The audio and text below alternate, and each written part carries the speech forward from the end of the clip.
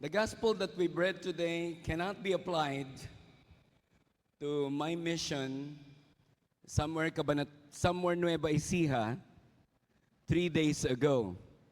Ask me why. I gave a corporate recollection and talk as a culmination to their team building. I gave a talk to the judges of the RTCs sa Nueva Ecija. Kaya hindi applicable sa kanila yung thou shall not judge. Kasi judge sila, di ba? You know, judging us as a profession, like if you're an auditor, imposibleng hindi ka mag-judge, right? Like halimbawa, tingnan mo yung katabi mo, saan kaya siya pwede mag-judge? Beauty contest, singing contest, pahabaan ng hininga contest. Alam niyo, I've been invited several times in many contests. At ang gusto ko, yung may pauwing, may pa-allowance, may pa-basket, nakakatawa rin, di ba? Di ba? But to judge a person in a condemning way, or yun yung ayaw ng Panginoon. Today, we'll speak about, Sir Tan asked me a while ago, anong title ng ating discussion? I want to title it, Mercy and Grace. Can you say it again, please? Brother Obet, pangalan ba yan ng mga pinsan mo? Meron ba ditong mercy ang pangalan? Kumaway. Wala. Ang marami, I'm sure. Grace. May grace ba dito? Hindi umamin. Grace and mercy, reflections on Luke 6, 36 to 38. At napaka-ikli lang niya pero napaka-meaningful. If you're reading the first reading today, ayan, it speaks about Daniel praying to God, Lord, papakain ako sa leon, tulungan mo ko. We remember God when we are about to be fed to the lions. At ang alignment niya sa gospel today, that anytime you can approach God for mercy, and the psalm is also aligned to the readings. Ganyang katalino ang simbahan na naka-align po yung first reading, tapos yung prayer, tinuloy, kasi the book of Psalm is supposed to be a response to the reading in a singing way. Kaya if you're following the Catholic daily reflection, pagdating ng Sunday, kinakanta siya. Okay? And then the gospel for today speaks about this. Review natin, maikli lang naman. Everybody, be merciful just as also your Father is merciful. Stop judging and you will not be judged. Stop condemning and you will not be condemned. Forgive and you will be forgiven. Ito yung paborito ng mga charismatic, paborito natin. Give and gifts will be given to you, a good measure, packed together, shaken down, and overflowing will be poured into your lap. For the measure with which you measure will in turn be measured out to you. Simple, no? Ang sarap isipin, alam ko na yan.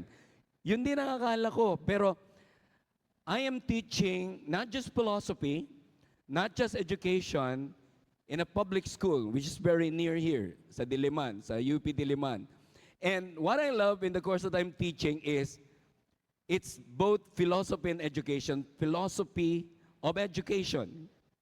Now, I'm teaching my students not just intellectual learning, kasi I let the other professors do that, but I'm teaching them how to frame things. Paanong tingnan ang mga bagay? Tingnan mo nga ang katabi mo. What kind of frame will you give that person? Do you want to look at that person in the angle of career? O gusto mo siyang tingnan in the angle of love life? Sabi nung iba, zero. O gusto mo siyang tingnan in the angle of economy? Gaano na siya kayaman? Or magandang frame, gaano siya kasaya? We put frame and we're not judging. Ang frame na didiscuss natin, una, madalas natin ito marinig, do you accept Jesus as your Lord and Savior? Alam niyo, what I'm about to share is my personal journey. Alam nga naman sa akin lang. In my appreciation, why Jesus is Lord and Savior, Panginoon at tagapagligtas. Are you ready? So sa mahabang panahon ako nabubuhay, it's more than 5 decades now, 53 na ako eh. If Jesus is your Lord, then you must obey Him. Di ba? Pag may sinabi ang Diyos, gagawin natin. And the gospel is saying, pagka daw sinabuhay natin ang salita ng Diyos, ay para tayong matalinong tao na nagtatag ng building on solid rock. Like this building, and according to Chismisology report, kay ninang ko yata nalaman yun, that this building is standing on solid rock. Saint Peter. Palakpakan niya natin si Lord. Ang tanong, where are you standing? Because if you put the Word of God to life, yan, you're obeying the Lord as Savior. Napakabalanse po ng appreciation na to because if Jesus is your Savior, then you must allow Him to save you. Kaya gustong-gusto ko yung kantang, Savior, He can move the mountains. My God is mighty to save. He is mighty to save. Kailan ka huling tumawag kay Lord na para bang kailangan mo siya? Alam ko na, pag may kumakatok sa pinto at naniningil na, Lord, tulungan mo ako. So is this okay? Jesus is your Lord, then obey Him. Jesus is your Savior, then allow Him to save you. Pag nasa grasya ka ng pagsunod, and then you appreciate Lord as Savior. Yes? Pero pag hindi mo na kaya, Lord, save me. Have you tried that? Meron kaming bonding time ni Mami Joy, ng wife ko. Huwag kayo makakornihan, we're watching Walking Dead. Diyos ko, ilang seasons pala yun. And congratulations to us, season 2 na kami. Pag may zombie, dun lang ba tayo tatawag sa Diyos? So this is one of the frames I want us to create before we look back to the gospel. Are you still with me? Ayan na. Brother Obet, yung title natin, Grace and Mercy. Ano naman yan? Another frame. Grace is when God gives us good things we don't deserve. Tingnan nyo ngayong hilera nyo. Kanino ka pinaka-close dyan? Friend mo ba siya? The question is, are you worthy of the friendship of that person? Next naman. Brother Obet, you don't get it. Are they worthy of me? Yeah, tibay. Uy nga pala, alam niyo namang, I look at life in the frame of learning. Ingat kayo. Sa buhay ng tao, I learned this from one of my coaching sessions. May kino-coach ako, I learned this. May 3 klase ng tao ka pala makakasalamuha. Sa neighborhood namin ni Vin, sa corporate world, at sa buhay-buhay. Number 1, makakakita ka ng mga bida sa buhay. Ngitian ng katabi, sabi mo, bida. Ang mga bida ay walang ibang gawin kundi gawin ka ring bida. Gawin ka matatag, tulungan ka, i-mentor ka, na walang hinihing kapalit. Look at your officers here. They are all bida in your life. And they are worthy of your following. Am I right? Because they model goodness to us. Ako, idol ko at pinapollow ko si Ninang in the life that she's living and the family that she raised. In fact, the brothers, hirap na hirap ako mag-talk kasi iniidolo ko tong pamilya na to itong magkakapatid na to Diba? Maraming bida sa buhay mo. Sino dito may mga bida sa buhay niya? Mga taong sinusundan mo, tinutularan mo, modelo. Guess what? Kung may bida, ipapaliwanag ko pa ba yung kontrabida? Naisip nyo na, ang dami nyo ng konteksto. Mga taong walang believe sa'yo at wala sila doon pag kailangan mo ng tulong. Check. Mga taong walang ibang saya kundi lumungkot ka. Kaya huwag ka masyadong mag-post ng spectacular posting sa Instagram at sa Facebook. Ask me why. Ang mga kontrabida, inggitero at inggitera, tama o tama? O, kita mo? Pero mag-iingat ka sa middle ground. May bida, may kontrabida, at may bida-bida. Be careful with that kind of people because you don't know whether they're bida or kontrabida, depending on what suits them. All right? Ba't ba tayo napunta doon? Because grace is when God gives us good things we don't deserve. I have a beautiful wife. Hindi lang siya maganda, lalo na nanonood siya ngayon. Isa siya sa mga views. I love you, honey. Diba? Maganda na, mabait pa, maalaga pa sa buong pamilya. Can you relate with me, gentlemen who are married? One of the best things to love your husband is you take care of his children. And Ralph Waldo Emerson was saying, the best way to love your children is to love their mom. At saka sa mga married men dito, at saka may ikakasal pa, ihanda nyo sarili nyo, you are in the death care service, the premier in the land. However, you have a side hustle as a husband. You are into agriculture. Agriculture. Kultura ng pag-agree. Yes, man. Yes, man. Tsaka kahit malusog siya, meron siyang asthma. Dahil saan tayo magdedate? Asthma. Ask your mommy. Grace is when God gives you good things you don't deserve. Do you think you deserve St. Peter as a career? Or this is a grace from God? If you believe that this is a grace from God, palakpakan natin si Lord. Come on, everybody. Kasi in ka na, kasi nagtatrabaho ka na. Remember the time when you were still applying? Panginoon, sana po, makapasok ako sa St. Peter. Nagmamakaawa ka pa, di ba? Don't forget that because it's an episode of grace. And mercy is when He spares us from bad things we deserve. Si Brother Obet nakulong. I used to be a drug addict. I used to push drugs. Can you imagine kung napadpad ako sa Nueva Ecija, isa dun sa mga judges dun, siguro, talagang chill down my spines nung pumapasok ako sa opisina nung judge na kaibigan ko. Ganito pala, doon na ako sa office mo. Trigger ko yun may husgado. Because I was a suki in the Student Disciplinary Tribunal of UP Diliman. Imagine that. So ngayon, teacher doon, dating candidate for kick-out, anong tawag doon? Grace of God. Mercy of God. Sino na dito ang pinatawad na? Taas ang kamay. Ako lang ba? Nangumpisal, pinatawad ng nanay, pinatawad ng tatay. Sino na dito yung nagpatawad na? Yan, dalawang frames na ating tinan. Jesus as Lord and Savior and grace and mercy. Is this helpful to you? Yun pala ang grasya. Now, ibobolt in natin yung dalawa. Grace and mercy as another frame. God's grace and mercy are His enabling power. Hindi mo kaya, binigyan ka ng grasya, kinakaya mong tumugtog in the presence of many people and many audiences. Am I right, Dayan? Tingnan niyo yung mga singers natin. Bukod sa naggagandahan at naggagwapuhan yan, mahiyain yan dati. Tama ba, dati? O hanggang ngayon. But by the grace of God, you're able to. Isa pa, yung toxic na tao, na araw-araw mo nakikita sa kapitbahay mo o sa neighborhood mo, bakit nabubuhay ka nang hindi pa siya pinapatay? Ay, sorry. Mercy of God, God's enabling power.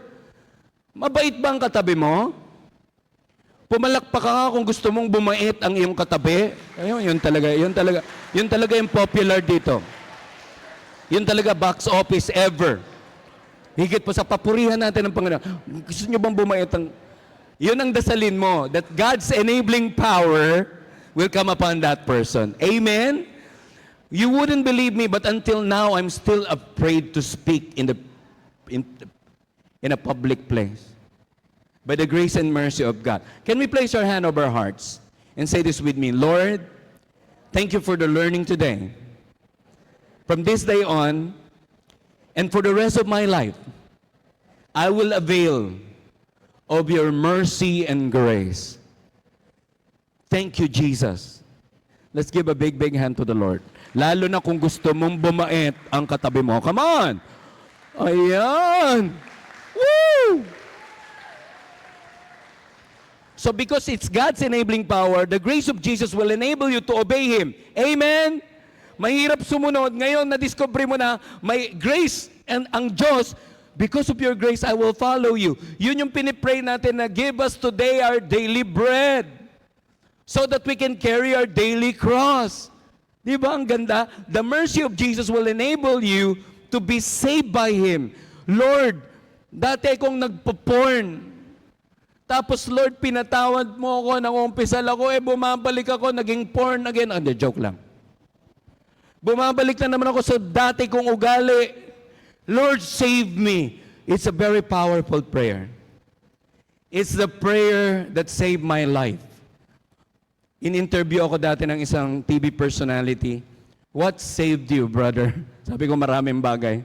And one of them is that around 10 fraternity enemies surrounded me and was hitting me here and there.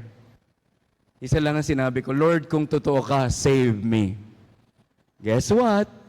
God is for real. I'm here.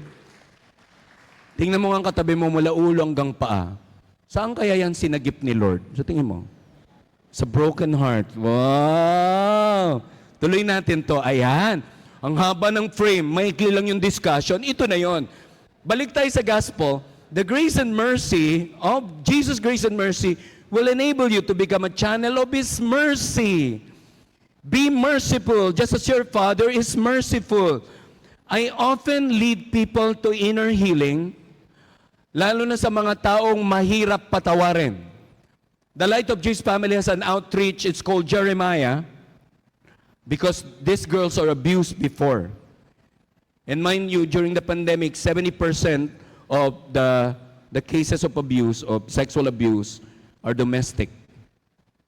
Sa loob ng sariling tahanan.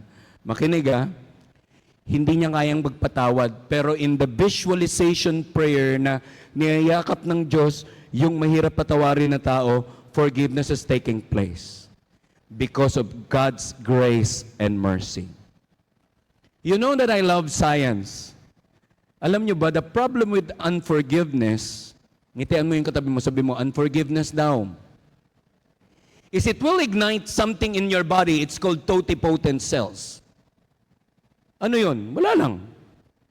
Pag wala ka namang kagalit, di andun lang yung totipotent cells. Pero pag nagkimkim ka ng masidhi, matinding galit, your totipotent cells could be ignited and they will manufacture something called cancer cells.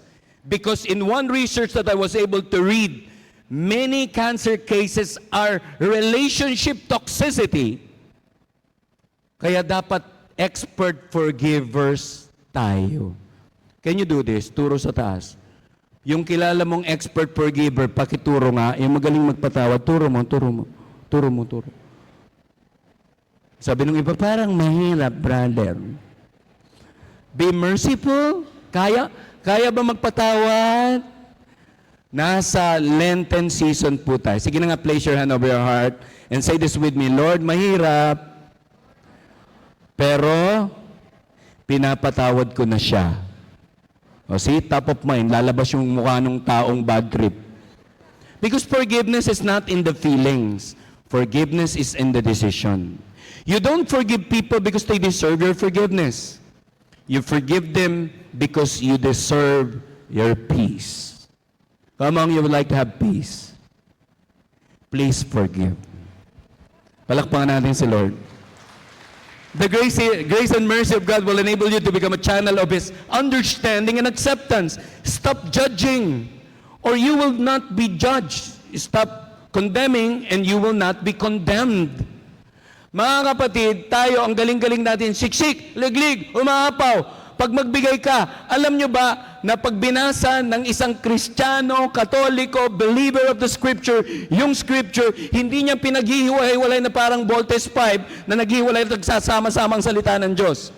Pag sinabing siksik, liglig, umaapaw, hindi lang yun sa pagbibigay, pati na rin yun sa panghuhusga.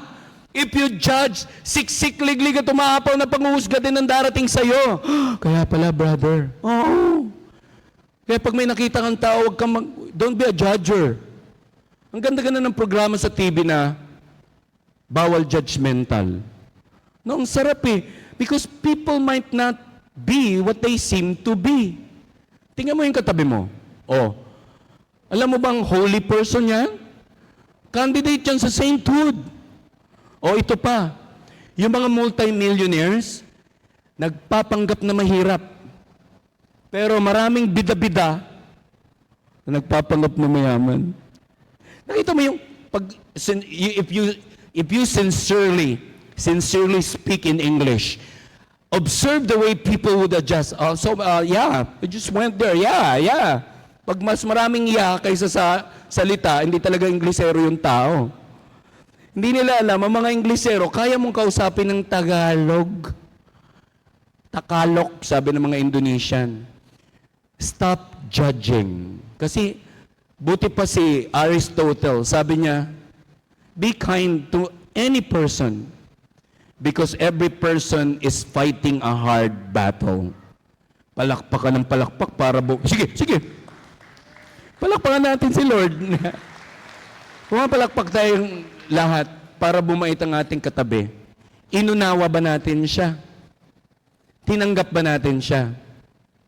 You know, one of the ways, I told you, there are many ways that God saved me. One of them is that Rumble session with an enemy fraternity. And the other one is, ask me what? Kitang-kita na ng buong pamilya ko kung gaano kasama. Dumadating ang mga asunto galing sa UP. Pero hindi ako sinapak ng tatay ko. Hindi ako minura ng nanay ko. The acceptance of my family gave me so much love. In the context of total unconditional acceptance. I'm preaching this to you, baka kailangan nyo. Lalo na pag meron kayong kamag-anak na recovering addict. At yung addiction, hindi lang yan substance, behavior din. Alam nyo bang may shopaholic? Ay brother, hindi na ako pupunta ng mall, hindi na ako pupunta ng mall. Shopee! Biglang gumagano naman. Shopee, Temu, Shein, Lazada. You will be healed because of people. The way you can acquire cancer because of hatred or judgment to people or relational toxicity, it's also the way you heal. Are you in the right people to heal? You will know that you are with the right friends. Alam nyo, paano i-test? Ask me how. I call it the mirror test. Mamaya na, baka mag-CR kayo lahat. Pag uwi nyo sa bahay, manalaming ka. Pag napansin mo, gumaganda ka kaysa dati, you're in the right friendship. You're in the right relationship. You're in the right company. Pero pag napansin mo, Patrick, pumapangit ako Tapos tumatanda ka, tapos yung sa restaurant, lalapitan ka, any senior citizen card po, 40 ka pa lang. Wow, pals, tumong sapakin yung waiter, di ba? The grace and mercy of God will enable you to become understanding and accepting. Amen? Second to the last, the grace and mercy will enable you to become a channel of His forgiveness. Pagpapatawad. My dear friends, sometimes all people need is a second chance. Huwag kayong titingin sa katabi Sino kaya sa mga office mates mo ang kailangan ng second chance? At sino sa pamilya niyo yung kailangan ng second chance? Brother, ang dami na di many second chances. Because my God is a God of many second chances. Ngitian ng katabi, sabihin mo, forgive. Yan. Last but not least, the grace and mercy of Jesus will enable you to become a channel of His generosity. Turo nga sa taas, turo sa taas. Pakituro yung kilala mong super generous. Turo! Wow, yun sila yung magkakapatid. Wow. At wag ituro yung sobrang kuripot. Joke lang, wag nang gagawin. Baka mamaya gumanon ka. Generous. At yun, yes, if the siksikliglig umaapaw is applicable to judging, all the more sa kabutihan. Alam niyo, if I will summarize the discussion, it's to forgive and to give for. Galing, no? Forgive and give for. You cannot, nakukuriputan ka sa sarili mo. Alam niyo ba may stages ng generosity? The first stage, I don't want to give. Hirap-hirap mag-ipon. Ang daming bayarin. That's the first level. Second level, ayan na, puro teachings, puro teaching. Sige na nga, I will give, but it hurts. Third level, I give even when it hurts, kahit masakit. Kunin mo, oh Diyos, sinani ko to.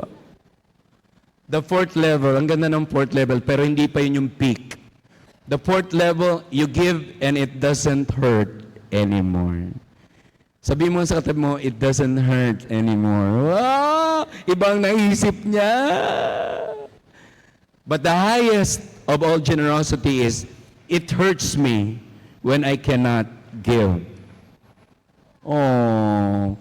Let's summarize this. You learn a lot? Can we give the Lord the glory to His name? Palakpakan natin ang Panginoon. Tingnan natin kung kayang isabuhay ha. Jesus' grace and mercy will enable you to become channels of His mercy. Kayang magkaroon ng habag, ng compassion. Palakpak kung kaya. Very good. Maging maunawain to give understanding. Kaya? Ba't tumitingin ka dun sa office mate mo? Mga ganun, no? Acceptance. Kayang tanggapin? Sa opisina, wala ka namang choice. Di ba? Forgiveness. Kaya magbigay ng kapatawaran? Generosity. Ay, I love this group. Pinakamalakas yung generosity. Palakpakan natin si Lord.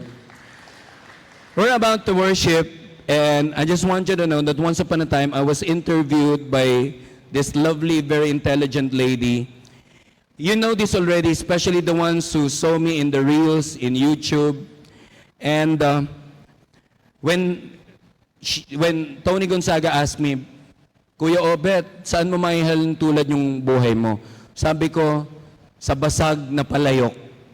Pero hindi China-made. It's Japanese-made. Because in China, in Japan, there's a certain art of repairing broken pots with silver and clay. At ito po yung mga finished products. Ayan po. Wala pong magmamine. Hindi po to online selling. Ito po mga finished products, mom, sir. And the art is called, please, to those who will go to Japan, because I missed it twice, may Kintsugi village pala sa Japan. Promise me that, punta kayo, pa-picture kayo. And they even teach people Kintsugi. It's the ancient Japanese art of mending broken objects with gold. Teaches us that if we choose to embrace our struggles and repair ourselves with love, we become more beautiful for having been broken. Wow! Kahit nasaktan, kahit nagkamali, inayos ka ng ano? Ask me what? Ng grace and mercy of God. And the philosophy of Kintsugi is, you are more beautiful because you have been broken. God is good all the time. Thank you for joining us today. View our past broadcasts on our Facebook page, St. Peter Community, and subscribe our YouTube channel. Like, share, and hit the bell.